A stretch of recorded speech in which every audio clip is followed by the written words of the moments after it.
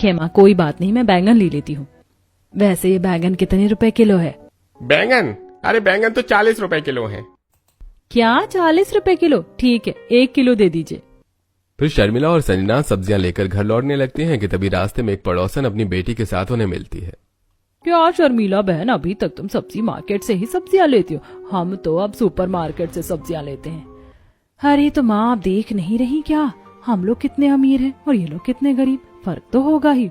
हाँ वो भी है, कहाँ हम कहाँ ये गरीब गंवार लोग।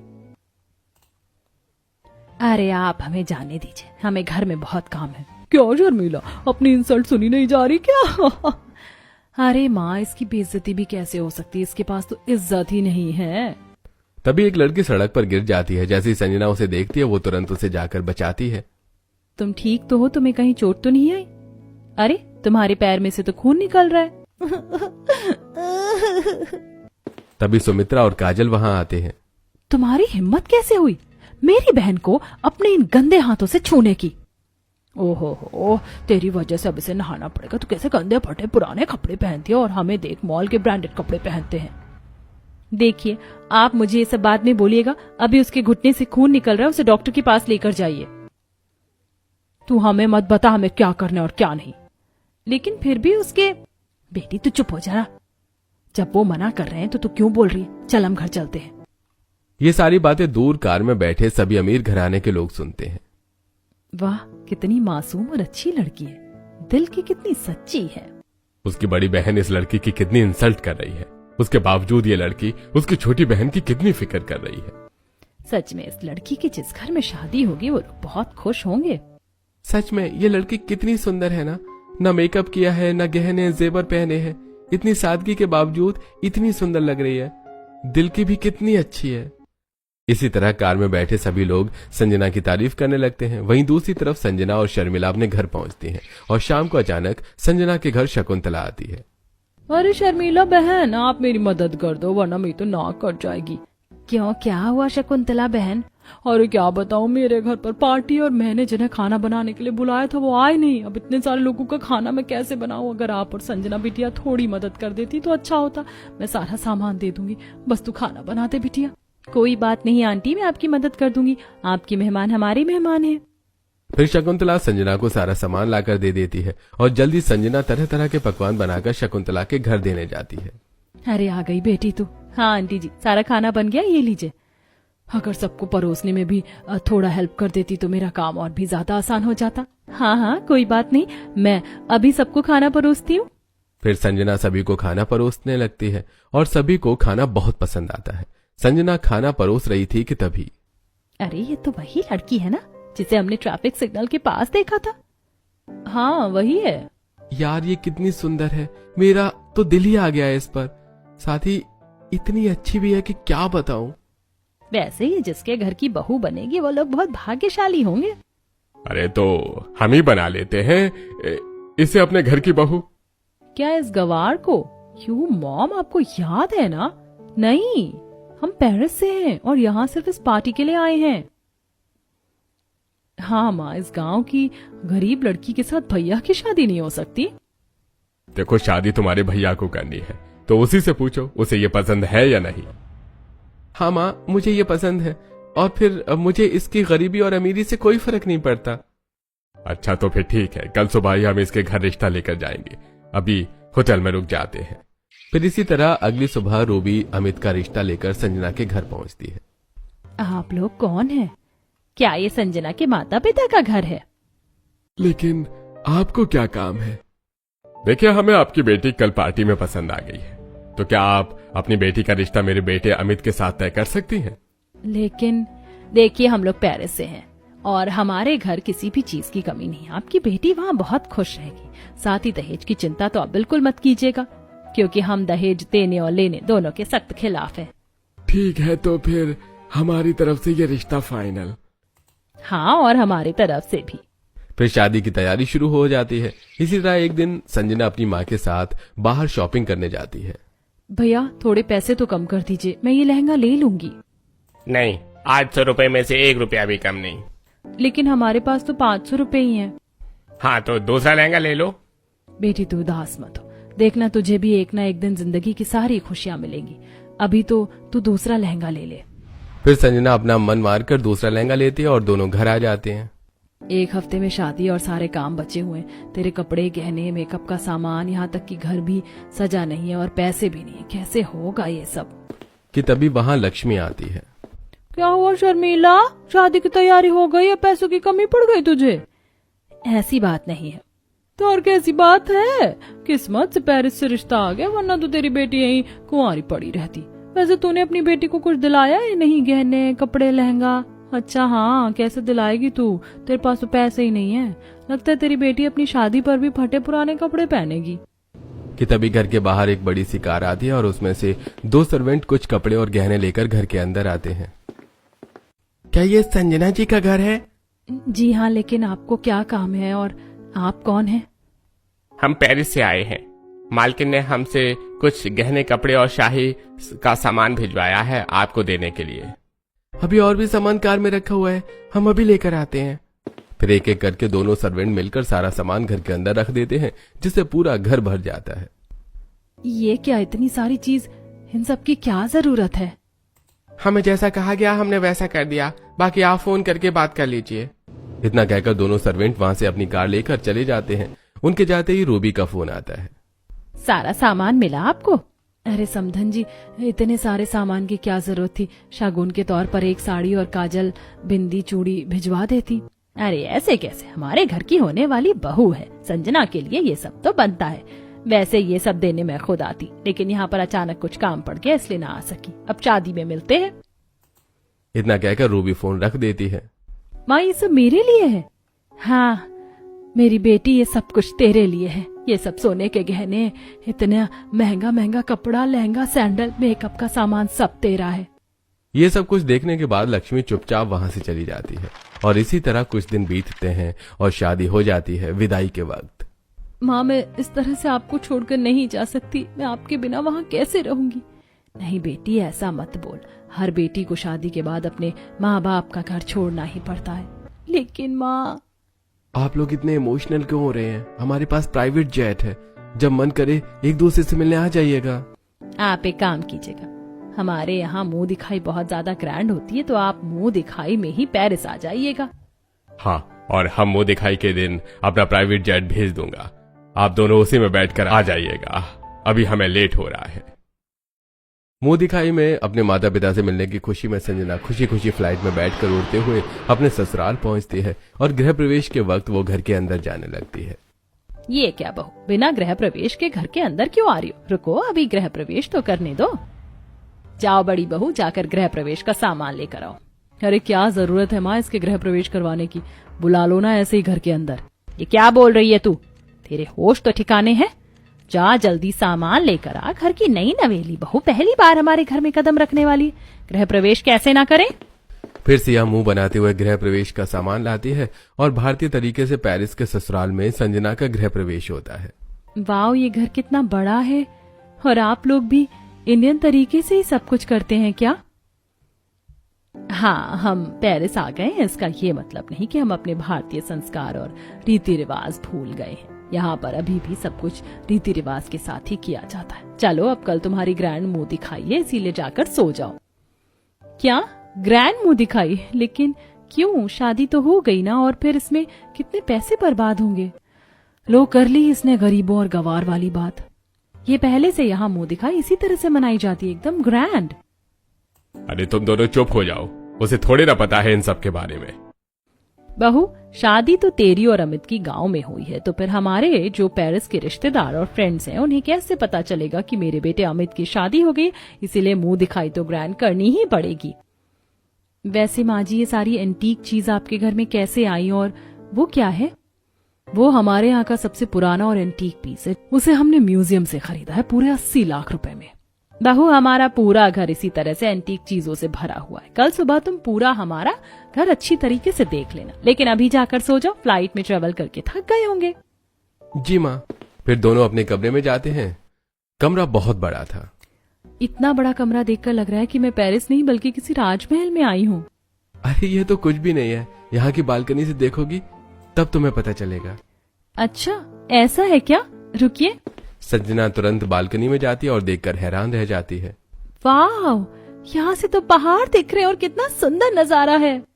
तुम इसी में शॉक हो गई, अभी तो खिड़की बची है। क्या हमारे कमरे में खिड़की भी है? हाँ, तो इतना बड़ा कमरा है, एक खिड़की तो होगी ही ना। अच्छा, तो मैं खिड़की से भी देख लेती हूँ। इतना कहकर संजना तुरंत खिड़की खोलकर खिड़की से देखने लगती है तो उसे नीचे स्विमिंग पूल दिखाई देता है। क्या यहाँ स्विमिंग पूल भी है? हाँ, यहाँ स्विमिंग पूल भी है। अगर तुम्हारा कभी मन करे तो तुम जाकर नहा सकती हो। अच्छा, और क्या क्या है यहाँ पर? देखो, मेरे घर में तो इतनी ही चीजें हैं, लेकिन पेरिस में बहुत कुछ। तो मैं कभी पेरिस घुमाऊंगा। देखना, तुम्हारी जिंदगी का सबसे अच्छा एक्सपीरियंस होगा पेरिस घूमने का। मैं तुम्हें यहाँ का सबसे फेमस एफिल टावर, फेमस समुद्र और उसे समुद्र में फेमस तरीके से बोटिंग भी कराऊंगा, और साथ ही वापस घर लौटते वक्त तुम्हें यहाँ के फेमस रेस्टोरेंट का फेमस खाना भी खिलाऊंगा। क्या सच्ची? ठीक है, आप मुझे पूरा पेरिस घुमाइएगा। हाँ हाँ, ठीक है। चलो अब सो भी जाओ, कल सुबह जल्दी उठना भी तो है। हाँ हाँ, ठीक है। फिर संजना और अमित दोनों खुशी खुशी सो जाते हैं। अगली सुबह होते ही संजना नीचे लिविंग एरिया में जाती है तो देखती है कि रूबी परेशान बैठी है।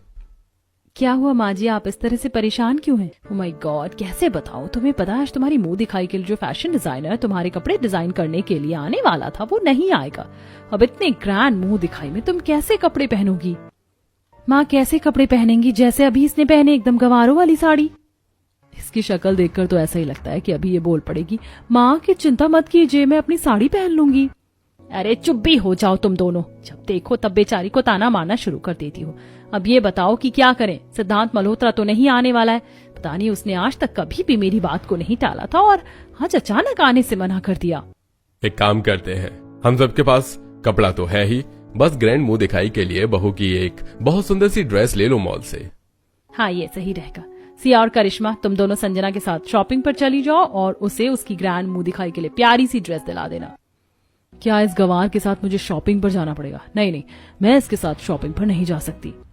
हाँ माँ, देखिए ना कैसी गंवारों वाली साड़ी पहनी है, इसमें मैं इसके साथ शॉपिंग पर नहीं जाऊंगी। अरे लेकिन फिर इसके साथ शॉपिंग कौन जाएगा? माँ चिंता मत कीजिए, मैं संजना को शॉपिंग पर लेकर जा रहा हूँ। नहीं, तुम दोनों अकेले नहीं जा सकते, क्योंकि अभी पेरिस में किसी को भी तुम दोनों की शादी के बारे में नहीं पता, तो लोग बातें बनाएंगे बिना मतलब की। सिया और करिश्मा, तुम दोनों भी शांति से संजना और अमित के साथ चली जाओ। फिर रूबी की बात दोनों को माननी पड़ती है और अमित संजना के साथ दोनों शॉपिंग पर निकल जाती हैं। मुझे ये वाला गाउन बहुत अच्छा लग रहा है। अच्छा, तो फिर ठीक है, हम यही गाउन ले लेते हैं। एक्सक्यूज मी, आप इसे पैक कर दीजिए। वहीं दूसरी तरफ करिश्मा और सिया आपस में फुसफुसाते हुए, यार हमने सोचा था कि डिजाइनर को आने से मना कर देंगे तो उसकी मुंह दिखाई खराब हो जाएगी, लेकिन ये तो शॉपिंग मॉल से ड्रेस ले रही है। वही तो, अगर पहले पता होता तो फोन करके डिजाइनर को मना नहीं करते। तभी ये सारी बातें संजना सुन लेती है। मतलब कि मेरे ग्रैंड मुंह दिखाई में जेठानी जी और नंद जी ने मिलकर डिजाइनर को आने से रोक दिया और फोन करके मना कर दिया। अरे क्या हुआ, कहाँ खो गई तुम? चलो मैं तुम्हें यहाँ का फेमस एफिल टावर दिखाता हूँ। फिर सभी लोग पेरिस के फेमस एफिल टावर के पास पहुंचते हैं। वाह, इतना बड़ा टावर! मैंने तो गांव में कभी सोचा भी नहीं था कि टावर इतना बड़ा भी होता है। लो बताओ, इसने कभी सोचा भी नहीं था और इसे आज देखने को मिल गया। अरे जब छोटे से गांव में रहेगी तो सोच भी तो छोटी होगी। ओ बस भी कीजिए आप लोग। चलो संजना, मैं तुम्हें यहाँ के समुद्र में बोटिंग करवाता हूँ। यहाँ पर बोटिंग करने का तरीका सबसे यूनिक और फेमस है। फिर सभी लोग समुद्र में बोटिंग करने पहुंचते हैं और टिकट लेकर बोटिंग करने लगते हैं। वाओ, कितना मजा आ रहा है। अरे पानी तो कितना गहरा और साफ है। अगर पानी के अंदर आ गए हम सब? अरे संजना डरो मत, ऐसा नहीं होता है। बोट के अंदर कभी पानी नहीं आता। अरे किससे समझा रहे हो देवर जी आप? इसके पास अगर इतनी अकल होती तो ये ऐसा कहती ही नहीं। फिर इसी तरह थोड़ी देर में चारों की बोटिंग खत्म होती है। भैया बोटिंग करके तो मैं पूरी तरह थक गई हूँ। हाँ मैं भी। वैसे ये बोटिंग तो हमारे गांव की नाव की तरह था। लीजिए देवर जी, आपने इसके ऊपर इतने पैसे वेस्ट करके इतनी महंगी फेमस बोटिंग करवाई और ये इसे अपने गांव की नौकी के साथ कंपेयर कर रही है। अरे छोड़िए ना भाभी, वैसे अगर तुम दोनों थक गई हो तो मैं तुम्हें यहाँ की रेस्टोरेंट से खाना खिलाता हूँ, चलो। लगता है भैया आज मूड में है। भाभी को पूरा पेरिस आज ही घुमा देंगे। फिर चारों पेरिस के फेमस रेस्टोरेंट में जाते हैं और वहां का फेमस खाना ऑर्डर करते हैं। ये लो संजना, ये खाओ, ये पेरिस का सबसे फेमस खाना है। रहने दीजिए भैया, आप किसे बता रहे हैं? यहाँ कब इतनी महंगी फेमस डिश खाने के बाद ये अपने गांव की सब्जियों के साथ कंपेयर करने लगेगी बोटिंग की तरह? अरे कंपेयर भी तभी करेगी ना जब इसे यहाँ की डिश का नाम बोलने आएगा। वही तो, जैसे क्रैब्स, बेगेट, स्टेक, फ्राई राइस और भी पता नहीं क्या क्या। ओहो हो, बस भी करो, अब सब खाना खा लो वरना ठंडा हो जाएगा। फिर संजना सभी के साथ पेरिस का फेमस खाना खाती है जो कि उसे बहुत अच्छा लगता है और शाम होते होते घर लौटती है। ओहो, तुम्हें टाइम भी पता है? तुम सबने आने में कितनी देर कर दी, शाम के 5 बज गए। बहू कैसे तैयार होगी? माँ पर संजना को पेरिस घुमा रहा था, इसी में थोड़ी देर हो गई। अरे तो किसी और दिन बहू को पेरिस घुमा देता, अभी लेट हो रहा है, बहू कैसे तैयार होगी? माँ जी कोई बात नहीं, मैं बस 5 मिनट में तैयार होकर आती हूँ। अरे नहीं नहीं बहू, तू खुद से तैयार नहीं होगी। तुझे तैयार करने के लिए मैंने ना पेरिस के बेस्ट मेकअप आर्टिस्ट को बुलाया है, वही तुझे तैयार करेंगे। आखिरकार इतनी ग्रैंड मुंह दिखाई जो है तेरी आज। क्या मेकअप आर्टिस्ट? हाँ मेकअप आर्टिस्ट। अब जा जल्दी कमरे में और तैयार होना शुरू कर। मेकअप आर्टिस्ट कमरे में ही है। फिर संजना कमरे में जाती है और शाम होते होते रेड कलर की सुंदर सी गाउन पहनकर तैयार होती है और फिर संजना की ग्रैंड मुंह दिखाई शुरू होती है। सभी लोग संजना की बहुत तारीफ कर रहे थे। ओ वाह रूबी, तेरी बहू बहुत सुंदर लग रही है। ऐसा लग रहा है जैसे स्वर्ग से उतरी अप्सरा।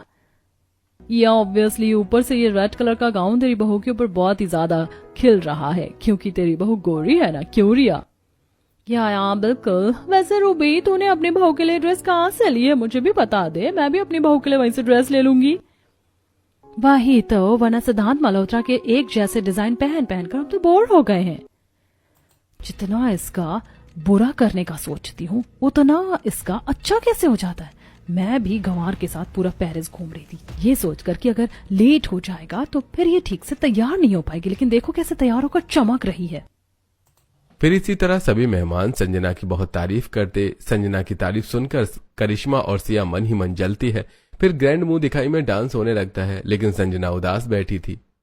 क्या हुआ संजना, तुम ऐसे उदास क्यों बैठी हो? हाँ भाभी, मैं तब से नोटिस कर रही हूँ। नहीं, कुछ तो नहीं हुआ। मुझे पता है बहू उदास क्यों है, और बहू की उदासी को दूर भगाने का भी सोल्यूशन है मेरे पास। अच्छा, लेकिन कैसा सोल्यूशन? कि तभी सुरेंद्र संजना की माँ को वहां बुलाता है, जिसे देखकर संजना की खुशी का कोई ठिकाना नहीं रहता। माँ आप यहाँ? मुझे तो लगा आप नहीं आई हैं। हाँ मैं नहीं आने वाली थी, लेकिन जब मैं चलो सब्जी ले लिया, अब घर जाकर जल्दी से खाना बना लूंगी। तभी शर्मिला के बगल में एक कार आकर रुकती है। आप संजना की माँ हैं? जी। आप जल्दी से कार में बैठिए, हमें फ्लाइट से पेरिस जाना है क्योंकि वहां ग्रैंड मुंह दिखाई है आपकी बेटी की। और फिर ये सुनते ही मैंने ना कपड़े बदले ना कुछ लिया, बस ऐसे ही आ गई। माँ अच्छा किया आप आ गए, वरना मुझे तो लगा था कि आप नहीं आएंगी। वैसे मैं तेरी इतनी बड़ी मुंह दिखाई में ये फटे पुराने कपड़े पहनकर आ गई, मुझे माफ कर दे। अरे नहीं नहीं समधन जी, माफी की कोई बात नहीं। आपकी बेटी की मुंह दिखाई, आप जो मन करे आप पहनी है। वैसे संजना जाओ अपनी माँ को हमारा पूरा घर दिखाओ। फिर संजना शर्मिला को अपना पूरा घर दिखाती है और सभी एंटीक चीजें भी। तभी पार्टी में करिश्मा के हाथों सबसे महंगा एक्सपेंसिव चीज गिर जाती है। ओह शिट मॉम, ये क्या हो गया? मुझसे हमारे घर की सबसे ज्यादा एक्सपेंसिव चीज टूट गई। ये पूरे 300 लाख की थी। ओह कम ऑन, कोई बात नहीं करिश्मा, तुम्हें चोट तो नहीं आई। और वैसे भी ये जितना भी एक्सपेंसिव हो, लेकिन तुमसे ज्यादा थोड़ी ना है करिश्मा। हाँ नंद जी छोड़िए ना। फिर सभी लोग पार्टी एंजॉय करने लगते हैं कि तभी एक सर्वेंट का पैर फिसलता है और दूसरी महंगी चीज गिर जाती है। ए यू सर्वेंट, तुमने हमारे घर के सामान का इतना बड़ा नुकसान कर दिया। इतनी महंगी चीज तुमने तोड़ दी, अब इसका भरपाया कौन करेगा? ये क्या तुमने मेरी सबसे फेवरेट और पीस को तोड़ दिया? पता भी है तुम्हें ये कितने का था? पूरे 3 लाख का था। 3 लाख का। अब इसके पैसे तुम्हारे घर बेच कर लूंगी मैं। ओह ये गलती से गिर गया, मैंने जानबूझकर कुछ नहीं किया।